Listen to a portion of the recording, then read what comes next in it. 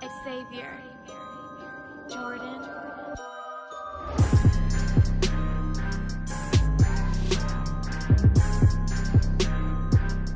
Today, there's a new epidemic. Smokable cocaine, otherwise known as crack. It is an explosively destructive and often lethal substance which is crushing its users. It is an uncontrolled fire. Yeah, I first started hearing about him getting wild as a teenager. He was like 14 years old. At this point, being a teenager, I was about 16, 17. Did I think I was going to make it to 21? Nah, absolutely not. So he started getting money. He learned how to get money. He was real quiet about it, but he was doing mad shit on the side, having fun and shit. He had little motorcycles. They was riding four-wheelers and all kind of shit. He started dressing real nice. I had all kind of people, mothers and fathers and friends, his friends and shit, running up to me like, yo, go talk to your little brother, man. That nigga in the Blue Park shooting Tech 9s and shit up and shooting up buildings and houses and all kind of shit. But I never seen him do none of this stuff. But I didn't know a lot of the things that were going on because I was gone most of the day. Like, we were both hustlers, you might as well say, but in different ways. I was hustling, going to school and, you know, working and singing and doing all these different things. And he was hustling, you know, out in the streets. But honestly, when he came home, he was just our inchworm. And that's the truth. Every day that I went home, every night, I thought I was going to be killed in my building or on my way to my building. And I accepted it. Yo, tonight, I'm dying tonight. It was crazy, but with all the stuff that I had going on, I truly believed that I wasn't going to make it to 21.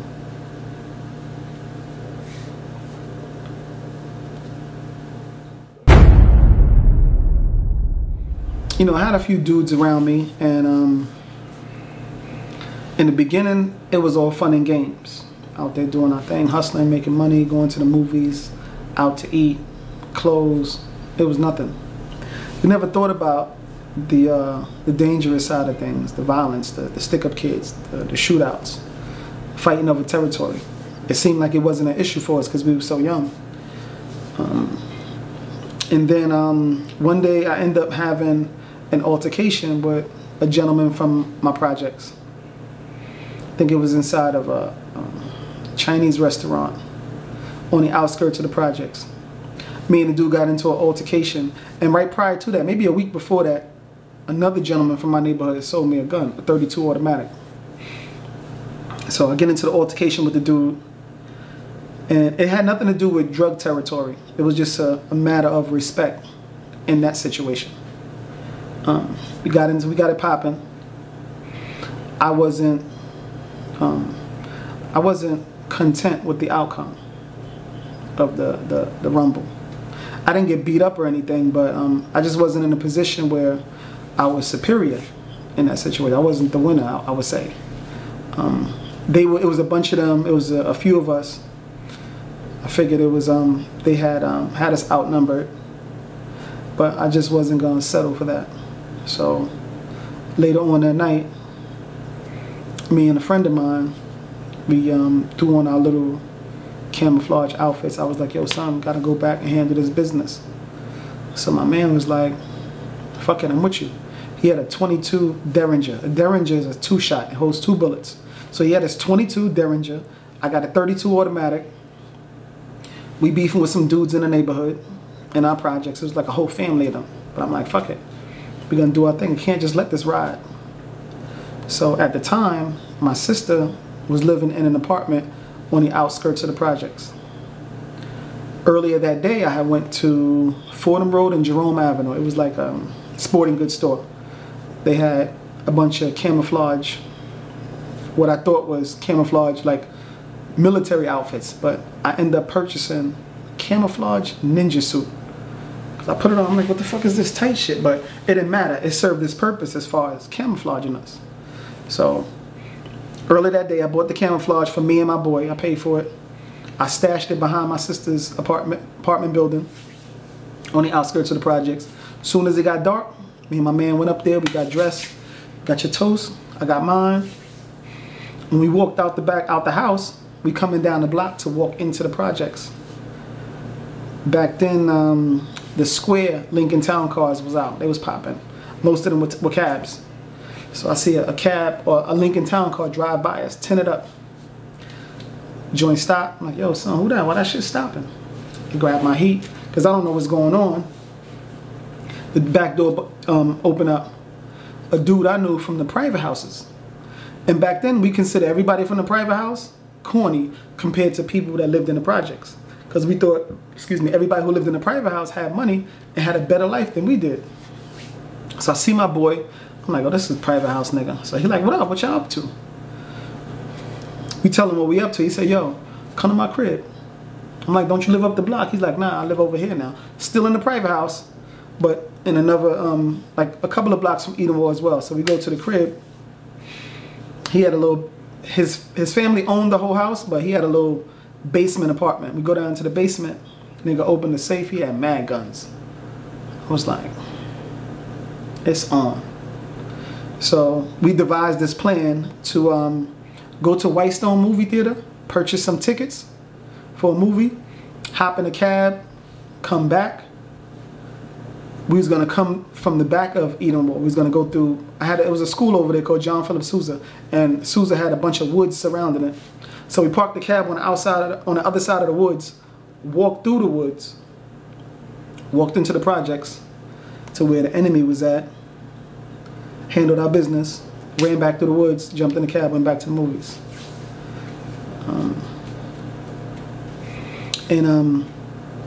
After the movies, I remember us coming back to the projects. We stopped off at, it was a KFC on Boston Road and Baychester Avenue. Been there forever. Walked up in the Kentucky Fried Chicken. We was hungry. Some big time drug dealers, or who we consider big time, that lived in the projects, they happened to be in the Kentucky Fried Chicken. And the first thing the head dude said to me was, I heard that work y'all put in tonight. Y'all niggas did y'all thing. Y'all got busy. So dude was somebody that I was idolizing. And for him to give me the validation that, in my head, that I was that nigga, that's all it took for me to kind of continue to solidify my name in that regard in my neighborhood. So every chance I got, all I wanted to do was hear him tell me over and over, yo, I heard you again. You did your thing. So every situation after that, I took it to the extreme so that somebody could hear it and somebody could come back to me and say, damn, you did your thing. And that's pretty much how I solidified myself, or made noise, or kind of, kind of just made it known that I was that nigga. I was a force to be reckoned with. I'm here now. Ain't no turning back. I think that, anyway for me, I started realizing that my little baby cousin Inch, who I love, oh my God, so cute. He was always the cutest thing in the world to me. I started realizing that he was an adult. He was Big Inch. He wasn't little inchworm anymore. He was Big Inch, okay? I think I started realizing that, when I found out what he was doing in the streets. But I also realized that even though he was doing what he was doing, a lot of people still maintain a respect for him. You know, he always demanded and commanded respect. That's one thing I will say about my family. We always demand and command respect at all times. And he always maintained that. But he maintained it with a humble, he was very humble with his thing. So, I think that's why he became so prominent and so, important to people that knew him, because he was humble. Even though he was who he was and is who he is, he remains humble, and I respect that about him. It takes a lot to be, the type of person and the person he is, and to remain humble. I remember we had beef with, like my whole neighborhood. My projects had beef with a lot of the surrounding neighborhoods. And one time, myself and two other friends of mine, we were driving.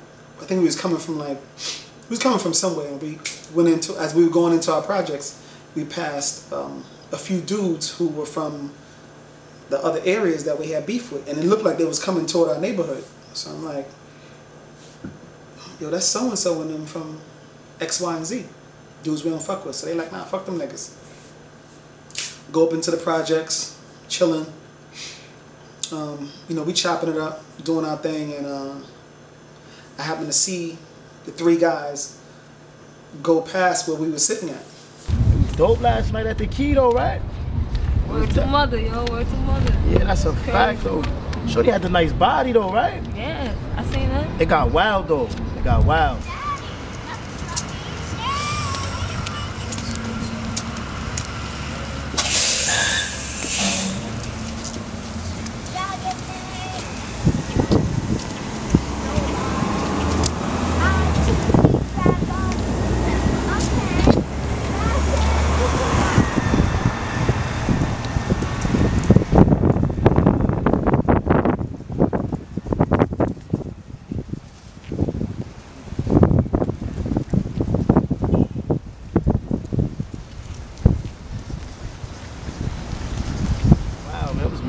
Mad chaos in the spot though, but you know me though, I was scheming on Shorty. Shorty body was real nice, but yo, you always scheming, bro. That's why they started fighting though. Yo, bro. Yo, niggas is scheming. Other niggas. Come by the building. I'll be right back. So I go up to my crib and I see the gun that I have. I check it, I only got 3 shots. I go up to the roof.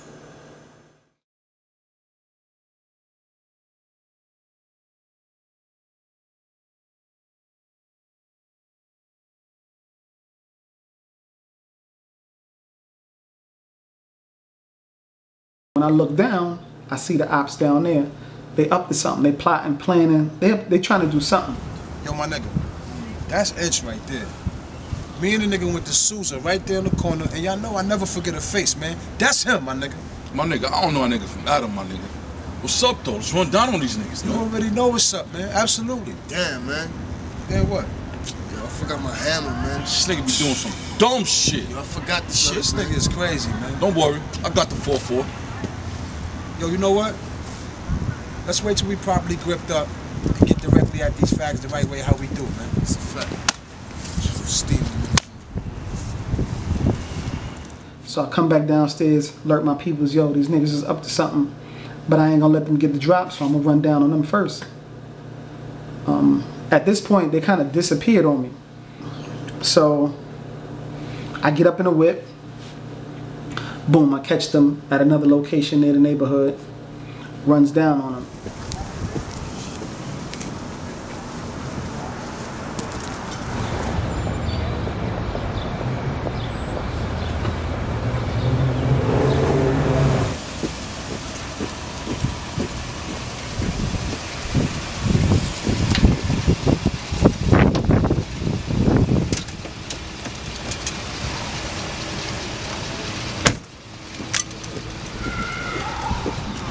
My man, hands where I can see him.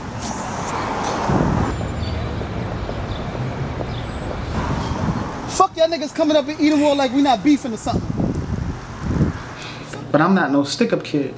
So, one of the dudes had some jewelry on. Fuck is wrong with y'all niggas? I don't even wear jewelry. Look, I'm gonna take this Ford and roll bullshit anyway. Again, I'm not a stick-up kid, so I don't know to search them or nothing. I don't even do none of that. Grab the jewelry, I walk away. Fucking pussies.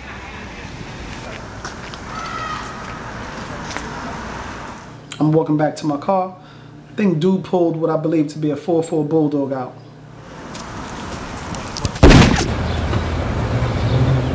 I heard the first shot. Bullets wheeze past my head. Poof. I'm like, oh shit, this nigga shooting at me? He let off maybe like 3 more shots. Boom, boom, boom. But I'm kind of nervous, so I don't even start the car. I just kind of duck back. He let off another shot. Boom, the joint went through the window. I could hear it like breeze, again, you know, it breezed by. Like, I'm like, oh shit. Shit is real. Like, this nigga trying to kill me. So I just let off the 3 shots that I had.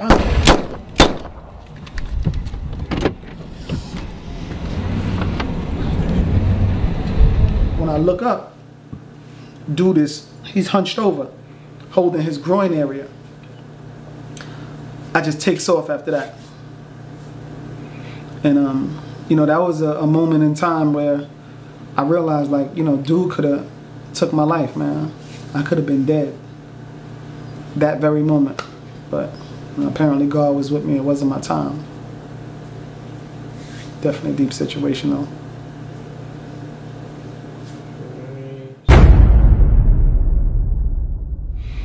One day in the summer of 91, I believe it was August 10th, 1991. And me and a homeboy of mine, you know, I had like a little crew. We was all doing our thing, hustling. And I was going out to buy a car. There's an area called Boston Road next to, not too far from Edenwald. And it has a whole bunch of car lots. So me and my boy go to Boston Road. And we checking out a car. Holla at the saleswoman. Yo, as soon as we finish this package, I'm coming back and I'm copying. They had a little black Mazda wagon sitting in the back. I'm gonna go and cop that too. Fuck it, let's get it then. That's what it is. Hey, yo, miss. I'm trying to cop me a whip. Who I need to talk to about that around here? And money is no issue. Follow me, gentlemen. Yo, I'm gonna walk out, you know, so you plug with this little joint, man. I fucks with them 1141 niggas hard too. It's my time to shine though. That's what it is. After that, we're like, fuck it, let's go back to the little stash house that we have. We gonna do what we do, get rid of this drugs, then I'm gonna come back and get the whip. So we head to the crib. It was on somewhere on Bronx Boulevard. And it was a little house, a little apartment that me and my boys had. I had some of my mans over there waiting on us. Yo, honestly, Nitty, I didn't think that shit was gonna work out. You didn't think what was gonna work out? Selling crack rock in tiny weed bags? Yo, listen, that's you on Ledberg right there. When me, Inch, and E was out there in B-Mall, we was fucking with them bottles heavy, you know what I mean? Pulling our cash together was dope, but when instead of up the size of the baggies and lower the price from $4 to trays, now that was the genius part. Yo, we got the whole projects on Smash. From the north side to the south side. Niggas is sick. Shit, we damn near got half the Bronx on Smash. Shit, we got Boston Road, Gun Hill, Allerton, Burt.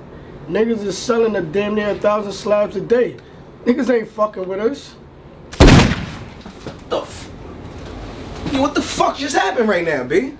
Yo, your man's over here playing Russian roulette with the floor. This nigga almost killed himself. Yo, Lep, you good? Yo, this shit just went off by accident, yo. Hey, you going to court tomorrow for that buying bus out in Boston Seco? Yeah, the little punk said he's bringing uncle some aspirins for his headache. Y'all going to trial for that tomorrow? Yeah, supposedly we find out was it true or not. What was it, crack? I don't even know, but I know it's 4 grams, 1 gram in each bag. How's the baby coming along? No, Donnie be here at the end of next month. First of 32 weeks. 32 weeks already? Damn, bro. I remember when y'all first met, man. My dyke, man. She had the Dominican Lakers on. Man, that ain't like PowerPoint changing. Nah, bro. We stopped drinking at the time. I had a 20 milligram Viagra. Bro, tell me something. Think you made top rank? I knew by the end of this week, bro. So you either going to homicide or robbery unit? Special crimes. Some task force shit, right? Unlimited overtime, bro. So you know. Copy. Give me posted. All right, ladies, let's rock and roll. 10-10, shots fired, Wakefield area. Get back to the spot. The area is looking a little funny, like it's police circling the block. I'm not thinking anything of it, or that is in relation to anything that I got going on. Could be just routine. Man, you and wifey about to have a little girl, right? Yeah. My little princess will be in like 2 more months. You might as well grind now and take a break when the baby's born. I was thinking about that too, you know. Bro, ain't nothing to think about, man. Family first. Right, no doubt. So I go inside the crib. Everybody looking kind of crazy in the face. I'm like, what's good? So now they like, yo, Scrams let off a shot in the floor. Really? How you do that? You know, said it was a mistake or whatever. So I'm like, fuck it, look, we're gonna get to it, get this work together so we can hit the street. I got some business I need to take care of, and there's a car that I need to go get. A few moments later, bam, bam, bam, police knock on the door. I'm like, fuck.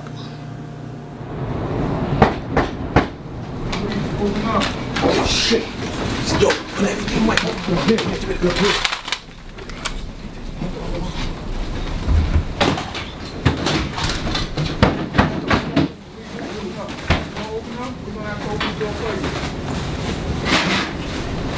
We're coming.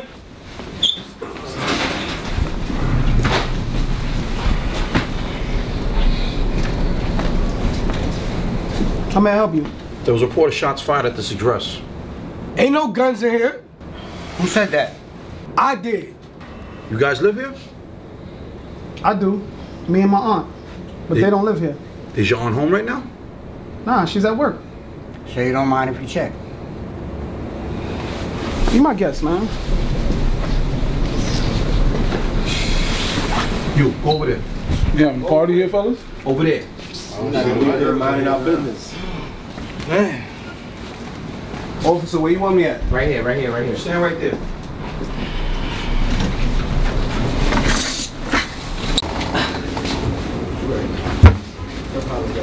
No problem.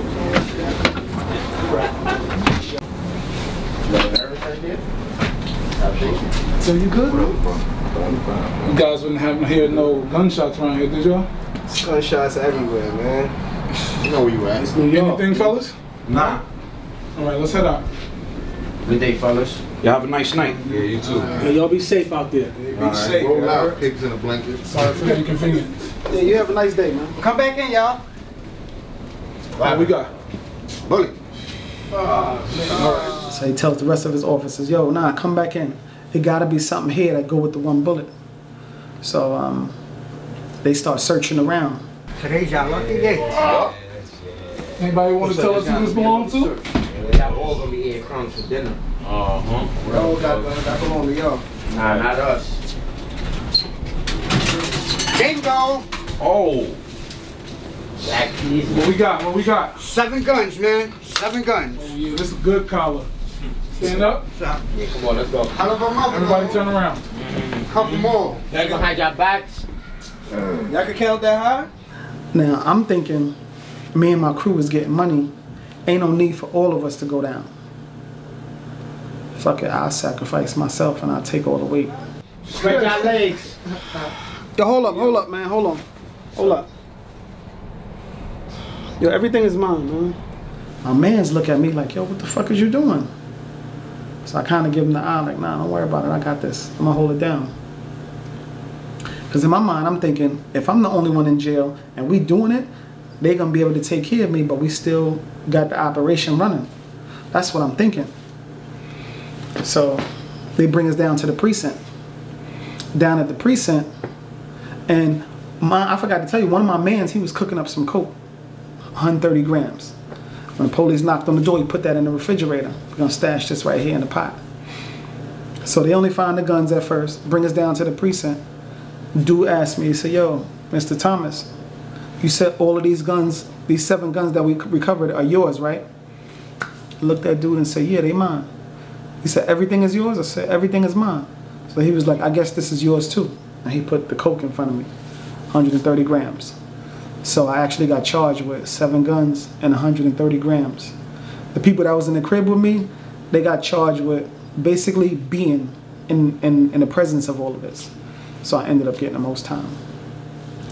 I ended up being sentenced to 3.5 to 10.5. New York State time.